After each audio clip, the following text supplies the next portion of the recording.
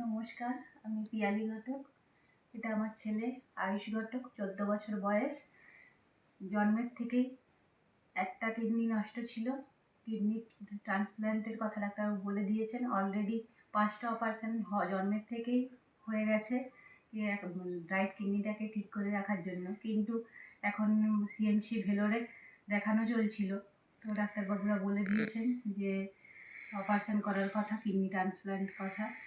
তো আমি নিজের কিডনিটা আমার ছেলেকে দিচ্ছি যে যাতে তাড়াতাড়ি সুস্থ হয়, ভালো হয়। তো আমাদের এখন অনেক খরচা।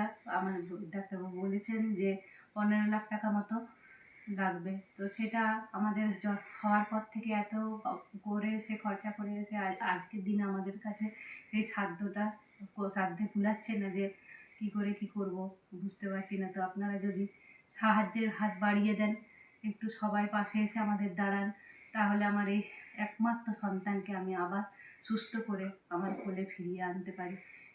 আপনারা আমাদের পাশে থাকুন। দয়া করে আপনাদেরকে আমি হাত জোর করে কী বলবো, রিকোয়েস্ট করছি, যদি আমাদের পাশে এসে দাঁড়ান, আমাদেরকে আর্থিক দিক থেকে সাহায্য করেন, তাহলে আমি আমার দিক দিয়ে উপকৃত বলে মনে করব।